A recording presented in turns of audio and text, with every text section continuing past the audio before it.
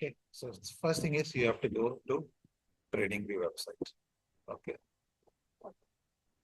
then you put simple few indicators. Go to indicator, Knox-Williams, Rob Goldberg, Knox-Williams averages.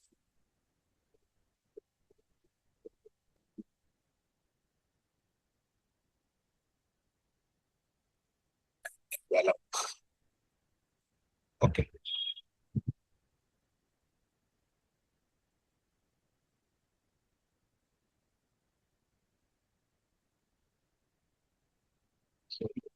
So let's say cannot put three indicators, so let me remove this one and put Invala.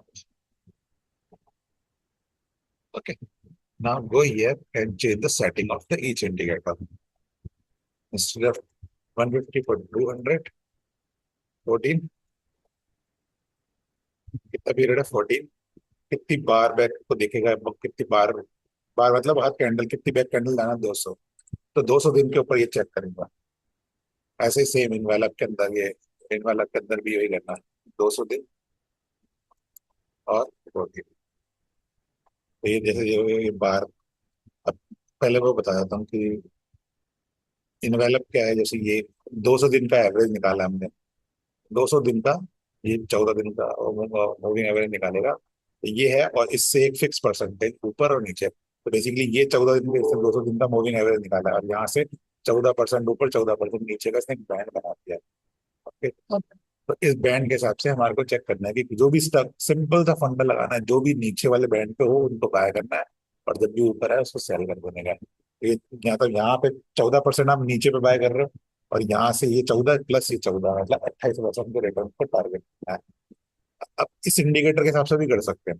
कोई भी stock उठा लो आप, जब भी देखोगे ना कि इसके नीचे वाले बैंड पे आएगा, तो आपको दिखेंगे हमेशा बाय के सिग्नल दिखेंगे। जैसे यहाँ नीचे आया था, बाय किया, यहाँ सेल कर देते, तो फिर ये छोड़ दो, ऊपर वाला वापस नीचे आया, अभी बाय करो, वापस कभी ये ऊपर जाएगा। ऐसा है। यहाँ पे बाय करो, यहाँ पे सेल करो, यहाँ पे बाय करो, यहाँ सेल करो, जब भी यहाँ आएगा आपका with in 1 year 28% return minimum बनता है। अब जब कब बोलेगा आपने यहाँ भेज दिया, तो फिर यहाँ तक क्या करते हैं, यहाँ से यहाँ तक क्या करते हैं, दूसरे स्टॉक के अंदर समझ करो से, एक ही स्टॉक से नहीं कमाना है, एक स्ट्रेटेजी से कमाना है। ठीक है। अब दूसरा इंडिकेटर होता है ये नॉक्स वेले वाला। ये नॉक्स वेले क्या करता है, ये ना जैसे ये लाइनें बनाता है, देखो जब भी नीचे आएगा होगा, अ, तो इसकी जब भी लाइन ऊपर आएगी, तो ये बताएगा कि यहाँ से रिवर्सल आ सकता है। देखो जब ये यहाँ गया था, इसने बोला रिवर्सल आ सकता था, यहाँ से नीचे गिरा, फिर वापस ऊपर चला गया, क्योंकि बहुत सारे लोग बाय करते हैं। पर जब भी ये ऊपर आएगा ना, वहां से गिरेगा ही गिरेगा उसका। जब भी ये लाइन बनी ना, तो वहां से उसका गिरता ही गिरता है।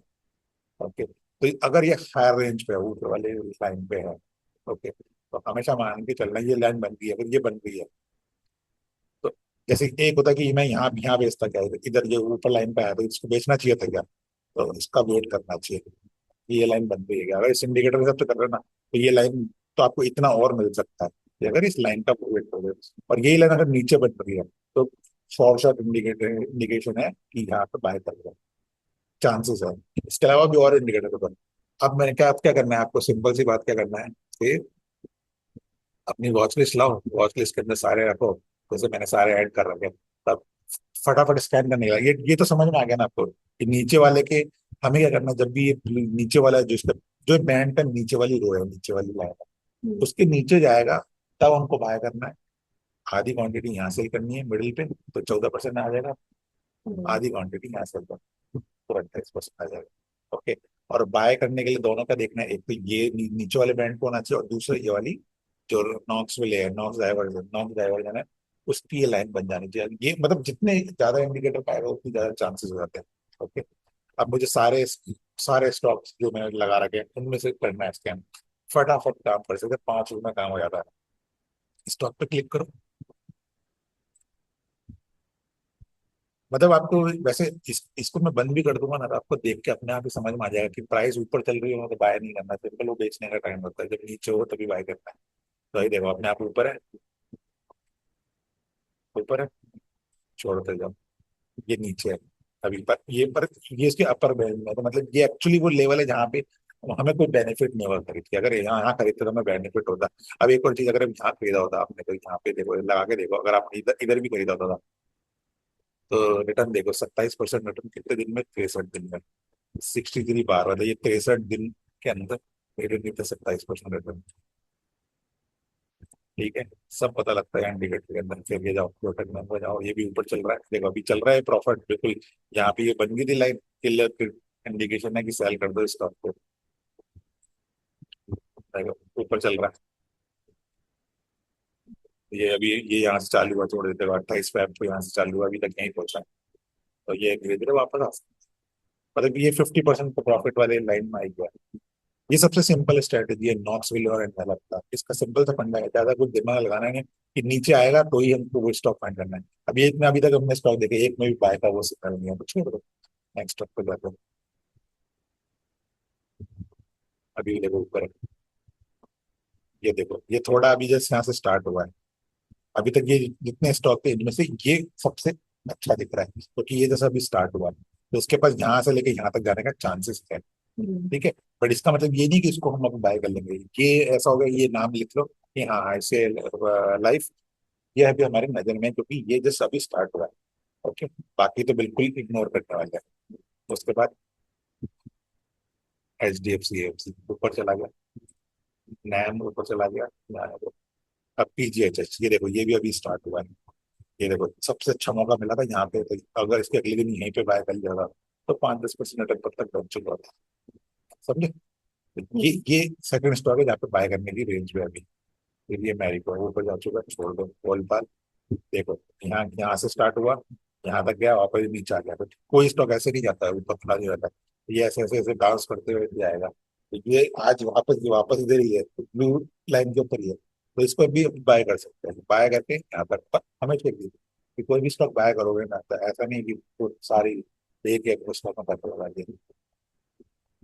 भाई आपको मान लो 10,000 हो गया, 10,000 रुपये का स्टॉक खरीदना, तो एटलीस्ट 4 स्टॉक काउंट करो। 2,500 2,500 2,500 2,500 लगा के 4 स्टॉक खरीदो, और जिनमें भी यहाँ पे हो, और छोड़ दो। 4 स्टॉक खरीदोगे ऐसे जो नीचे होंगे, फिर देख लेना आप लोग, 10 से 15 दिन देख लेना, आप आराम से बिक जाएंगे। अब बोले कि 4 स्टॉक क्यों खरीदने हैं, क्योंकि मुझे थोड़ा पता है कौन सा पहले भागेगा। ये देखो, ये डाबर डाबर अभी यहीं पे ही है, यहीं पे ही है, ये भी है। तो 3 स्टॉक मिल गया हमको, PGHH मिल गया, उसके बाद कोलपाल मिल गया। PGHH मतलब वो प्रॉपर कैमल, कोलपाल मतलब कोलगेट, और ये डाबर। अभी तो ये तो स्टार्ट ही कर रहे हैं सब जहाँ से, तो ऑनलाइन पे ही है। ठीक है, अब ये तो मैं आपको बता रहा हूँ इसलिए थोड़ा स्लोली जा रहा हूँ, सोचो नहीं तो ये क्लिक करो और यहाँ दिख जाता है। एक सेकंड, मतलब एक एक सेकंड में स्टॉक समझ में आ जाता है कि कुछ है क्या, हो सकता है क्या। अब ये देखो बर्जर पेंट, वही को देखो, ये अभी यहाँ ही आया था 27 दिसंबर को, यहाँ ही नीचे था। और ये देख लो, ये 23 अप्रैल को ऊपर था। मतलब विदिन ए 3 मंथ के अंदर उसने 28 करोड़ का वेतन दे दिया है। करते करते करते जहाँ पहुंच गया, यहाँ तक डांस करते हुए गया था, और यहाँ से यहाँ तक वो कितनी तेजी से गया, यहाँ से यहाँ तक वो 5-6 दिन में चला गया। तो ये फर्क होता है। कुछ भी नहीं है, मतलब कोई ज्यादा खास दिमाग नहीं लगाना, बेसिक सा है बिल्कुल। बस चार्ट देख के आपको देखो, ये अभी लोअर पे पार्ट राइट दिया, पेज इंडस्ट्री, वर्लपुल वर्लपुल देखो कहाँ पे, कितना पैनिक था, सोचो गैप मार के कूद कूद के लिफ्ट से गिरा था, देखो बीच में गैप है पूरा, यहाँ यहाँ पे बंद हुआ था, अगले दिन यहाँ खुला, सोचो इतना गैप से। ठीक है, फिर भी नीचे गया, और देखो यहाँ नीचे आके देखो, अपने आप ऊपर आके देखो, तो है ना। मतलब मार्केट ऐसे ही काम करता है, बहुत कम स्टॉक होते हैं। ये देखो सारे स्टॉक देख लो, फिर नीचे आके ऊपर भाग रहे हैं। देख लो ये TCS देख लो, TCS जैसा भी देख लो, नीचे से ऊपर आया। सारे देख लो, इनफी देख लो, इनफी भी देख लो। अगर इनफी आपको याद होगा तो मैंने ग्रुप के अंदर बोला भी था, जब इनफी यहाँ पे था कहीं पे, तब मैंने बोला था उसको कि इनफी को यहाँ पे अकोमोडेट करना, 1,300 से 1,400 के बीच में आपको रखना। वो 2 दिन के अंदर वहां पे आया, और 2 दिन के बाद वापस रिवर्स भी हो गया। वो उसी जगह पे पहुंच गया जहाँ पे मैं बोल रहा था लोगों को कि इनफी को अकोमोडेट कर लेना इस जगह पे। मैंने ये बता रहा था, और एग्जैक्टली देखो मैं से बनते वापस ऊपर जा रहा है। क्यों? क्योंकि ये क्लियरली बोल रहा है ना। क्योंकि उस दिन मैंने ये देख लिया था, ये लाइन बन गई थी, तो उसके बाद मुझे पता था अब एक दिन में जब नीचे आएगा तो बाय करो, आराम से हो जाएगा। ठीक है। अब ये क्या है, ये स्टॉक अब बोलेगे ये वाली जो टेक्निक है नॉक्सविले और गलत की, किन स्टॉक पे लगानी है, अब ये तो मैंने दिखा दिया आपको, पर ये किस पे लगानी है। ये हमेशा लार्ज कैप और मिड कैप पे लगानी है। ऐसा नहीं है कि पेन ये स्मॉल कैप और माइक्रो कैप पे लगा लो। आप बोलोगे लार्ज कैप क्या, तो लार्ज कैप वो कंपनी होती है जिनका जो मार्केट कैप होता है ना, मतलब उनकी जो वैल्यू होती है उस कंपनी की, वो होती है 1 लाख करोड़ के आसपास, मतलब बड़ी कंपनी है। अब ऐसा मान लीजिए निफ्टी 50, पता है निफ्टी 50 क्या होता है? निफ्टी 50 होता है जो स्टॉक मार्केट की टॉप 50 कंपनियां हैं, उसको मिला के निफ्टी बनाया, निफ्टी 50 बनाया। तो ये समझ के चलो कि निफ्टी 50 की कंपनियों पे अप्लाई करो। ओके। शॉर्ट समरी में आपको समझाने के लिए, या फिर ऐसी कंपनियों में अप्लाई करना है जिन कंपनियों को आप जानते हो कि ये पिछले 10-15 साल से एग्जिस्ट करती है, कोई नई कंपनी नहीं है। नई कंपनी क्यों नहीं है? क्योंकि आप घर पर बोल रहे हो ना, नीचे आएगा, नीचे आएगा तो बाय करना, ऊपर जाएगा तो सेल करना। तो अगर कोई ऐसी नई कंपनी है जो नीचे आया है, तो आपको पता ही नहीं है ना कि वो ऐसा पास्ट में कर चुकी है। भाई ये कंपनी ऐसा कर चुकी है, इसीलिए तो आपको कॉन्फिडेंस है कि ये नीचे आएगी तो वापस बाय करना। हम्म। तो ऐसी कंपनी होनी चाहिए जिसने कम से कम 10 साल बेच चुकी है मार्केट में, तो 10 साल के अंदर उन्होंने सारे सिनेरियो खेल चुके हैं वो। तो मतलब एक होता है ना कॉन्फिडेंस है कि ये कंपनियां नीचे जाएंगी तो वापस आएगा। अब ये नहीं बोल सकते आप ये नीचे क्यों जाती है। भाई कंपनी को जो इन्वेस्टर होते हैं वो जानबूझ के उसको नीचे लेके जाते हैं, ताकि अगर ऐसे यहाँ ऊपर रखेंगे तो फिर उनकी कमाई कैसे होगी, तो हर साल रिटर्न चाहिए, राइट। वो यहाँ नीचे लेके जाते हैं, लोग लोग यहाँ पे सेल करते हैं, वो बाय करते हैं, पब्लिक सेल करती है और वो बाय करते हैं। फिर ऊपर लेके जाते हैं, यहाँ पे वो दिखाता है ब्रेकआउट हो गया, ब्रेकआउट हो गया, पब्लिक इधर घुसती है और वो सारा सेल करके माल पब्लिक कुछ करते, फिर वापस नीचे आ जाता है उसका, फिर वापस बाय करते हैं, ऊपर ले गए जाते हैं।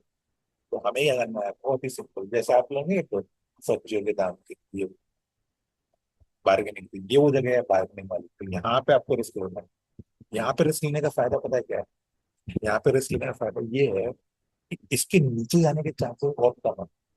ऐसा नहीं है कि ये जा नहीं सकता, जा सकता है, बट एक बंदे ने यहाँ बाय किया 2,000 के ऊपर, और एक बंदा कितने 1,400 पे बाय कर रहा है, तो सेफ्टी किसके पास ज्यादा है? इस वाले के पास ज्यादा है, क्योंकि 600 रुपए की तो सेफ्टी पहले इसको मिली हुई है।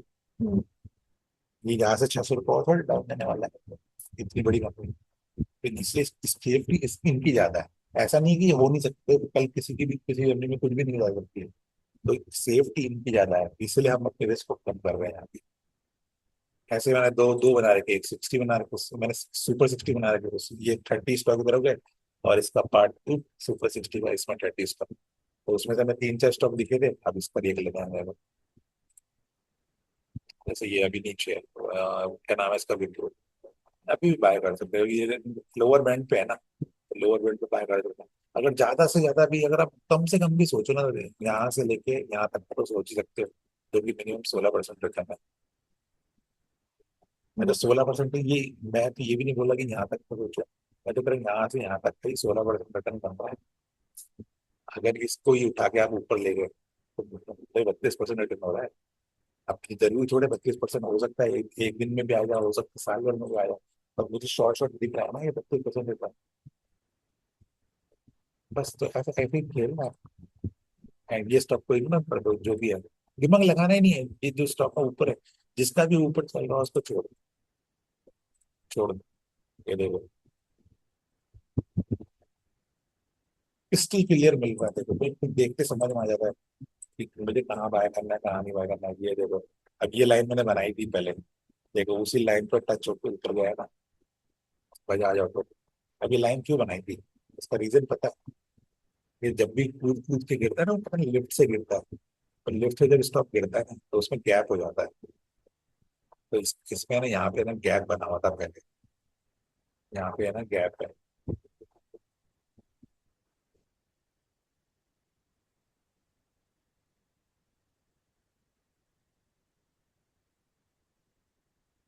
ये जो लाइन है, पता है ये लाइन क्यों बनती है? लाइनों का मतलब होता है कि यहाँ पे मैंने बायर्स होते हैं, देखो इस वाले में और इस वाले में गैप था के बीच में, इस वाले में और इसमें भी गैप है, तो यहाँ पे देखोगे ना हर कुछ में गैप है।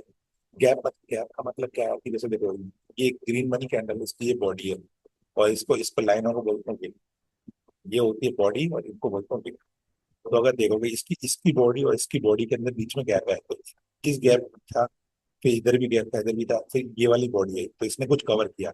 अब इसकी बॉडी और इसकी बॉडी के अंदर मैंने वो बीच में गैप को एक यानी ये बॉक्स बना दिया, देख रहे हो?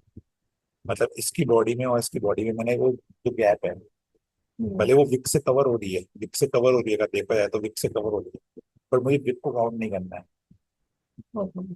तो विदाउट विक के मेरे को बॉडी को काउंट करना है, क्योंकि बॉडी सॉलिड होती है ना, तो मुझे सॉलिड चीजें काउंट करना है। तो मैंने दोनों के अंदर गैप बनाया कि भाई ये फेयर वैल्यू गैप है, इसको बोलते हैं फेयर वैल्यू गैप। ओके, अब ये क्यों होता है फेयर वैल्यू गैप? कि ये मान लो अगर इसके नीचे होती प्राइस, अगर प्राइस इसके नीचे होती तो ये काम करता रेजिस्टेंस का, मतलब इसके ऊपर जाने में दिक्कत आती।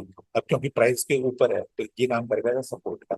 अब इसके लिए क्या हुआ, देखो ये यहाँ से नीचे गई, यहाँ पे सारे जो लोग को खरीदने वाले थे उन्होंने प्राइस को ध्यान के नीचे लगा, यहाँ पे खरीदा खरीदा स्टॉक खरीदा, कितने दिन में स्टॉक खरीदा, माल भर लिया अपना गाड़ी का पूरा।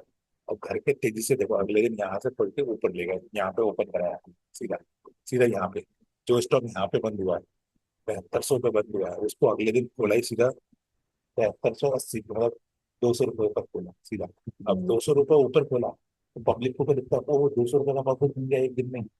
मतलब यहाँ पे किसी ने बंद के टाइम पे खरीदा था तो बोलेगा वो 4 घंटे में अपना प्रॉफिट बच गया, बेचो बेचो। तो वो बेचते हैं ना तो ये नीचे आता है, और नीचे तो बायर खरीदने वाले खरीद पहले ही बैठे हैं, घर भर के बैठे हैं कि बाय करने लगे, तो आपको मुझे कर ही देता था। तो उन्होंने सब में फटाफट बाय किया, फटाफट बाय किया, तो फिर ऊपर भाग गया। इसीलिए ये बिग बनती है। मतलब क्या होता है कि वो इसको बोलते हैं लिक्विडिटी गैप बता दी, यहाँ पे लिक्विडिटी थी, हम्म, यहाँ पे लिक्विडिटी थी, माल खरीदने वाले बैठे थे फटाफट, तो हम्म, जैसी प्राइस में चाहे सब कूद के, सबने कूद के बाय कर दिया। कूद के बाय करने से वो लिक्विडिटी जितनी भी थी सारी ग्रैब कर ली। हम्म, कितने ग्रैब कर ली? ऑपरेटर का तो, क्योंकि रिटेल नहीं कर सकता इतना, रिटेल इतनी बाय नहीं कर सकता। सही है, रिटेल वाले इतनी बाय नहीं कर सकते, तो इनको बोलते हैं ऑपरेटर ने लिक्विडिटी ग्रैब कर ली, और जैसे लिक्विडिटी ग्रैब कर ली उसके बाद ये शेयर रॉकेट हो जाता है। अब रॉकेट होते देखना आप, तो शेयर की वैल्यू देख रहा हूँ कैसे भागा, भागा भागा। तो अब इतने दिनों बाद जब ये मार्केट गिर रहा था, इतने दिनों से जब मार्केट गिर रहा था, तो सबसे पहला जो सपोर्ट बनेगा, जो सपोर्ट बनेगा इसका, जो सबसे स्ट्रॉन्ग सपोर्ट बनेगा वो यही बनेगा, क्योंकि यहीं पे लिक्विडिटी ग्रैब करके वो भागा था, तो वापस उधर ही आया हुआ। तो अब ये जो मैंने बॉक्स बनाया था ना, ये मैंने यहाँ बॉक्स समझे थे कैसा बनाया था, दोनों की बॉडी के बीच का क्या था। तो देखो यहाँ पे वापस आया, जब इधर आया, जब इधर आया तो उस बॉक्स को टच करके भाग गया। अब मुझे तो नहीं पता था ना कि बॉक्स को टच करके भाग गया, मुझे कैसे पता होगा इस दिन कि ऐसा होगा? क्योंकि अपन ने पास में उसकी हिस्ट्री जाके देखी इसने क्या किया हुआ है। तो अपन को समझ में आया कि ये एक रेंज हो सकती है, मतलब ये बॉक्स हो सकता है, ये एक रेंज हो सकती है। क्योंकि ऐसा नहीं है कि जो ऑपरेटर होगा वो मैं सिर्फ ये प्राइस लगा देगा 7100 बाय करूंगा, तो अगर 7100 करता है उसको 50 रुपये नीचे भी करते एक रेंज में बाहर करता है। तो ये बॉक्स जो है ना वो मेरा एक रेंज बन गया। अब वो एक, मतलब उन्होंने यहाँ तक लेके आए, यहाँ से लेके उसी प्राइस पे लेके वो ऊपर चले गए। अब फिर यहाँ से ऊपर ले गए, फिर इसको वापस नीचे लाए। अब सेकंड टाइम पे जब नीचे लाए ना, तो देखो एक इतनी पतली सी लाइन बनी है, मतलब यहाँ खुला नीचे गया फिर इमरजेंटली ऊपर लेके चले गए। तो सोचो यहाँ पे कितने लोग बाहर करने के लिए बैठे हैं कि एक पूरी डे की फिर एक लाइन बनी है। तो है बॉडी का है इसमें, बॉडी तो है ही नहीं इसकी। हम्म, इसको बोलते हैं डोजी कैंडल। ये इस टाइप की डोजी होती है, डोजी का मतलब होता है डिसीजन ही क्लियर नहीं है, क्योंकि इसमें बाय वाले भी नहीं है। क्योंकि अगर बॉडी ग्रीन बॉडी बनेगी तो तुम कहोगे कि बाय वाले ज्यादा थे इसीलिए ऊपर गया, रेड वाले बनेंगे तो सेल वाले ज्यादा होते। पर इस तरह की डोजी में तो तुम कह नहीं सकते कौन ज्यादा है, सब बराबर है। नीचे वाले ने नीचे ले गए क्योंकि यहाँ से गिर रहा है और नीचे ले आ रहे थे, नीचे गए तो फिर बाय वाला आ गया फटाफट, तो बाय वाले ने तो दोनों ले रहे, कहीं जा ही नहीं बचता। उसके अगले दिन देखा तो बाय बाय बाय। पर ये आपको समझ में आया कि ऐसा हुआ क्यों? अगर आप ये समझ गए, डिफिकल्ट वाला कॉन्सेप्ट समझ गए ना, तो आप शेयर मार्केट का 90% समझ गए। कि मुझे कैसे पता था कि ये इधर से आके घूमेगा, मुझे कैसे पता था कि ये स्टॉक इधर से आके घूमेगा? जब ये स्टॉक यहाँ पे नहीं होगा तो मैंने ये बनाया था, क्योंकि मैं इसको देख रहा था गिर रहा है, मार्केट गिर रहा है, तो मुझे था कि ये यहाँ तक जरूर आना चाहिए, क्योंकि यहाँ पे एक गैप बना हुआ है और इस गैप कभी फिल ही नहीं हुआ ना। अब जाके क्या हुआ, वो ये गैप में यहाँ पे आया, टच करके ऊपर गया, फिर ये नीचे गया, नीचे गया वापस फिल करके ऊपर चला गया, लिक्विडिटी क्रैक करके ऊपर चला गया। तो अगर आपने ये एनालिसिस की होती तो सोचो, आप यहाँ के लिए रेडी होते तो आपने फर्स्ट टाइम पे बाय किया, कितना मिला? 11%। ठीक है, एक सेकंड इसके साथ में देखते हैं। तो यहाँ पे बाय किया, यहाँ पे सेल कर दिया, तो 14 दिन के अंदर 10% रिटर्न मिनिमम। ठीक है, 14 दिन में आपको यहाँ 10% मिल गया, और फिर आपने वापस यहाँ पे बाय किया होता और यहाँ ऊपर सेल कर दिया, देखो 12 दिन में वापस 11% रिटर्न। तो मतलब आपको 14 + 11 लगभग महीने महीने भर में 20%। लोग बोलते हैं ना 20% रिटर्न बनता है, तो ये होता है वो कि ऐसे बनाना है, वो बिल्कुल परफेक्ट रेडी रहते हैं क्योंकि पता होता है, ऐसे एनालाइज करके रखते हैं हर स्टॉक का, ये पीछे से क्या है, यहाँ से आ सकता है। अब वो यहाँ पे क्या होता है, पाया लगाता है, सोच के लगाते हैं, क्योंकि यहाँ पे एक चांस है कि यहाँ से स्टॉक ऊपर जाना चाहिए। अब यही चीज अगर 4 बार हो गया, क्योंकि ये पहली बार था ना, तो ऊपर गया, दूसरी बार तो वापस चला गया। अब यही यहाँ पे ऐसे 4 बार कर देगा ना, 4 बार कर देगा, तो 4 बार करने का मतलब है कि जो सेलिंग करने वाले जो लोग है ना, वो ज्यादा हो गए। अब ये बाय करने वाले लोग कब तक बाय करेंगे? एक बार हो गया, 2 बार हो गया, मान लो 3 बार हो गया, और एक बार 4 बार आ गया, तो उसके बाद चौथे बार के बाद समझ जाना कि ये नीचे जाने वाला है इसको। क्योंकि एक ही पॉइंट पे अगर वो बार बार वहां से बाउंस कर रहा है ना, तो एक दिन तो आएगा ना भाई, सीधी सी बात है, बाय करने वाले खत्म हो जाएंगे। भाई यहाँ पे किसी ने बाय किया होगा, वो तो वेट कर रहा है कि मैं यहाँ सेल करूंगा, समझे? यहाँ पे फिर किसी ने बाय किया, वो कह रहा है मैं यहाँ सेल करूंगा। अब पैसा, तभी तो पैसा खत्म हुआ ना उनको बाय करने वालों का। जब स्टॉक यहाँ जा ही नहीं रहा है, तो धीरे धीरे यार उनका पैसा खत्म हो जाएगा और ये स्टॉक तो नीचे चल जाएगा। तो ये चीज ध्यान रखना, तो ये सपोर्ट बन जाएगा रेजिस्टेंस केस में। तो फिर तुम्हें देखना पड़ेगा कि ये कहता कैसे करेगा, डांस कैसे करेगा। ये स्टॉक है ना, क्या होगा, पहले ऐसे ऐसे नीचे जाएगा, फिर वापस इस पॉकेट ऐसे दिखाएगा आपको कि तोड़ रहा है, ब्रेक कर रहा है। अरे ब्रेक नहीं करेगा, वापस यहाँ टच होकर वापस नीचे जाएगा, तो ये समझ जाओ कि रेजिस्टेंस है, वहां पर सेल करना। हालांकि मैं सेल वाले में हम तो करते ही नहीं है, तो फिर वही स्टॉक में बाय करते हैं। ये सेल इंट्राडे में होती है, इसलिए पैसे रख नहीं सकते। बट ये समझिए ना, ये स्टॉक आज चला आगे बहुत अच्छा है, क्योंकि सबको पता लग गई है फेयर वैल्यू गैप की बहुत वैल्यू है कि ऐसे स्टॉक। पर यही चीज अगर 4 बार हो जाएगी ना, तो इसकी वैल्यू खत्म हो जाएगी, क्योंकि वो सारे लिक्विडिटी क्रैक कर चुका है, बचा ही नहीं है कोई इसको सपोर्ट करने के लिए यहाँ पे। तो अभी कहीं 2 बार हुआ है ना पिछले लिक्विडिटी, अभी और नीचे में वापस भी आ जाएगा तब तो डाल देगा। ओके, और अब कोई समझ में आना, इन्वेलप समझ रहे हैं, इन्वेलप और ये नॉट्स वाले, ये लाइन बननी चाहिए, और इन्वेलप के नीचे नीचे बननी चाहिए। और अगर ऐसा कोई फेयर वैल्यू गैप और पकड़ में आ जाए साथ में, इन्वेलप और उसके अलावा नॉट सोलो के अलावा ये फेयर वैल्यू गैप अगर, तो सोनो पे सुहागा है। मतलब ये तो बिल्कुल short period short short confirmation है कि यहाँ से ऊपर जाना ही चाहिए। ये नहीं बोल सकते जाएगा ही, जाना ही चाहिए, मतलब मेरे से हायर चार्ज की ऊपर जाना चाहिए। ठीक है, अब देखो सारे स्टॉक जो जा रहे ना, मतलब सारे स्टॉक जो आपको ऐसे दिख रहे हैं, ऊपर भागते हैं, ऊपर दिख रहे हैं, प्राइस छोड़ दो, इग्नोर, पढ़ना ही नहीं है, ऊपर है, इग्नोर, दिमाग ही नहीं लगाने का। इसको फिर भी देख सकते हो, जब भी लगभग बराबर है। बट जिनके अगर हिस्टोरिक डेटा देखोगे ना, क्योंकि हमने अभी इतना डेटा देख रहे हो, पूरा हिस्टोरिक डेटा डेटा देखोगे ना, तो आपको लगेगा कि नहीं उतना नहीं है, भले गिराया है ना, बट एक्चुअली ये क्योंकि इतना बढ़ चुका है प्राइस, तो इसलिए वो था। ये देखो कितना प्राइस बढ़ चुका है, इग्नोर बनने का। ये देखो, ये यहाँ से प्राइस देखो कहा था, 220 वाला स्टॉक 500-600 चला गया था, तो 200 वाला 600 पहुंच जाएगा, तो इतना गिरना तो बनता ही है ना।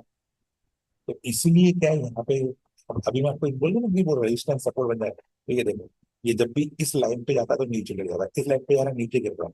तो क्या इस स्टॉक में आप बाय करना चाहोगे? इवन वो तो इन्वेलप के नीचे ही है, इन्वेलप के नीचे है, ये लाइन भी बना है। बट क्या हुआ, यहाँ पे गया नीचे आ गया, यहाँ पे गया नीचे आ गया, तो ऊपर नीचे आ गया। तो ये आपको बोल रहा है कि इसमें कुछ तो गड़बड़ है इस स्टॉक के अंदर। ये यहाँ से इसको रेजिस्टेंस ले रहा है, ये सपोर्ट नहीं बन रहा है, इसमें रेजिस्टेंस बन रहा है, और इसको ये ब्रेक नहीं कर पा रहा है, इस लाइन को ये ब्रेक नहीं कर पा रहा, ऊपर नहीं जा रहा है। तो इसको थोड़ा वेट करो यहाँ पे ऊपर जाने का। देखो ये भी ठीक है, ये नीचे का भी, क्या गैलेक्सी ऊपर है, आरबीएनएल भी ऊपर है अभी, ये भी वैसा ही हो गया, रेजिस्टेंस बन रहा है देखो बार बार, एम बन रहा है, एम पैटर्न बन रहा है। एम पैटर्न को कभी नहीं लेने का। डब्ल्यू पैटर्न है देखो, पर यार डब्ल्यू हो चुका है, ये एक्चुअली यहाँ पे रुकना था। तो देख रहे हो ना, ये देखो डब्ल्यू पैटर्न बना, यहाँ से गया, यहाँ से जो, और डब्ल्यू बनाइए। तो ये डब्ल्यू का जो ये वाली लाइन होती है ना, उस पर जब ब्रेक करता है ना तो स्टॉप हो जाता है, यहाँ से यहाँ तक गैप हो जाता है। बीपीएल कोई सी भी उठा के देख लो, सिर्फ ये दो इंडिकेटर के बेस को भी आप ट्रेडिंग कर सकते हो, ज्यादा कुछ लगाना नहीं है दिमाग। सिर्फ ऐसे स्टॉप पर बस ये जो क्लिक करना है, वो पता लगेगा जब वो नीचे आया, पता लग रहा है कि यहाँ पे खरीद सकता हूँ। पर ये टाटा मोटर है, इसलिए मैं ज्यादा इंटरेस्ट लगाता नहीं, तो ये कितना बढ़ चुका है तो इग्नोर कर देने का। ये एक तो ये स्ट्रेटेजी हुई नॉक्स विले फॉरेन वाला, सिंपल सी स्ट्रेटेजी है समझ में आया? कि इसके हिसाब से लोअर पे बाय करना है। और एक स्ट्रेटेजी होती है, हाँ इसमें देख लेगा, इसमें रिकॉर्डिंग